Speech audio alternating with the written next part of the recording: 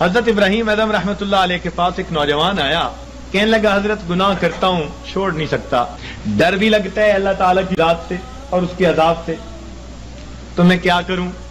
تو اللہ والوں کا دستور ہوتا ہے کہ یہ دھکے نہیں دیتے، یہ نفرت نہیں کرتے، یہ سینے سے لگاتے ہیں، یہ سمجھاتے ہیں، پیار کے انداز میں، محبت کے انداز میں بات سمجھاتے ہیں۔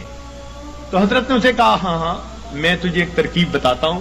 وہ بڑا خوش ہو گیا کہ حضرت مجھے ترکیب بتائیں کہ میں گناہ بھی کرتا رہوں اور عذاب سے بھی بچ جاؤں۔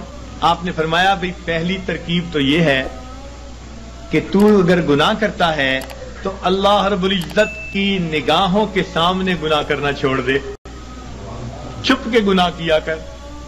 کہنے لگا جی میں اس کی نظروں سے چھپ کے گناہ تو نہیں کر سکتا۔ فرمان لگے اچھا ایک دوسرا طریقہ بتاتا ہوں، اور وہ طریقہ یہ کہ تو اللہ رب العزت کا رزق جو دیا ہوا ہے وہ کھانا چھوڑ دے، کہ نہ تمہارا دیا کھاتا ہوں نہ تمہاری بات مانتا ہوں۔ کہنے لگا جی اللہ کا دیا ہوا رزق کیسے کھانا چھوڑ دوں، یہ تو نہیں کر سکتا۔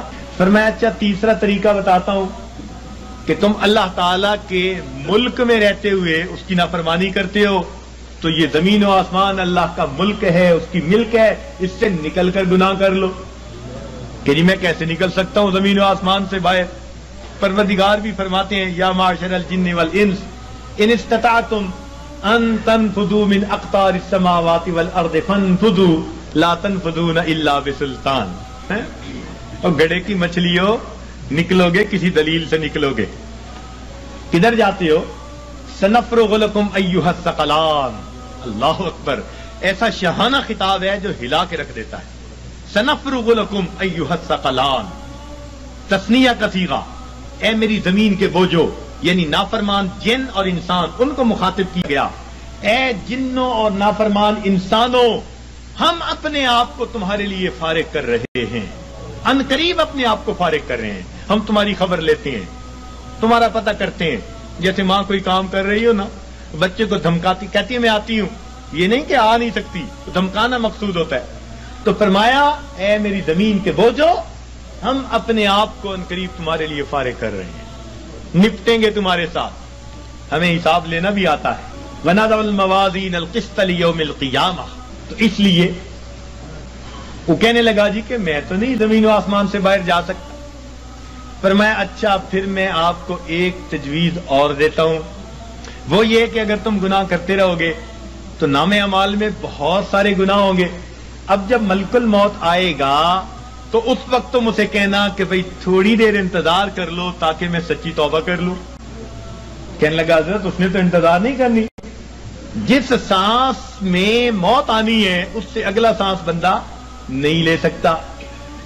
اذا جاء اجلہم فلا يستأخرون ساعة ولا يستقدمون فلا يستطيعون توصية ولا إلى أهلهم يرجعون۔ وصیت کرنے کی بھی فرصت نہیں ہوگی۔ اس نے کہا حضرت میں یہ نہیں کر سکتا۔ فرمایا اچھا پھر ایک طریقہ اور بتا دیتا ہوں کہ جب تمہیں قبر میں لے جائیں گے اور منکر نکیر آئیں گے اور پوچھیں گے سوال و جواب، تو اس وقت منکر نکیر کو کہنا کہ میری قبر سے باہر نکل جاؤ۔ جیسے ہم نے گھروں پہ لکھوایا ہوتا ہے نا، بغیر اجازت اندر آنا منع ہے، نو ایڈمیشن وداؤٹ پرمیشن۔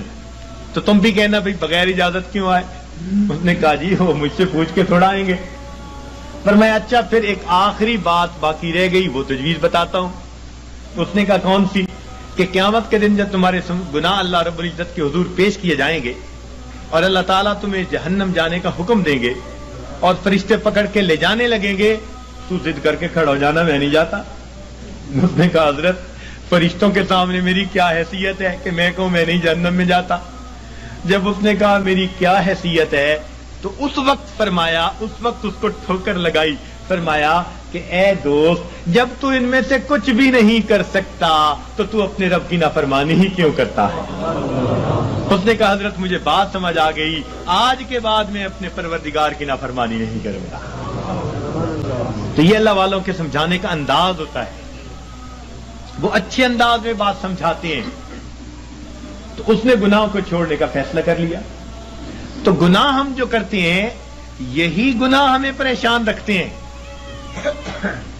یاد رکھیے गुनाहों की वजह से ही अफराद मुसीबतों में पड़ते हैं और कौमें मुसीबतों में पड़ती हैं, और नेकी के जरिए अल्लाह रब्बुल इज्जत उनको मुसीबतों से निकाला करते हैं। आज हमारी हालत तो यह है कि काम करते हैं बंगियों वाले और तनख्वाह मांगते हैं बादशाहों वाले। याद रखना, मुसलमान के लिए दुनिया में दो रास्ते हैं, नेकी करेगा इमाम आलम, और अगर गुनाह करेगा तो गुलाम आलम बनेगा। नेकी की जिंदगी होगी तो इमाम आलम बनेगा, और अगर गुनाहों भरी जिंदगी होगी तो क्या बनेगा? आज मिन हैसल कौम हम क्या बने फिरते हैं?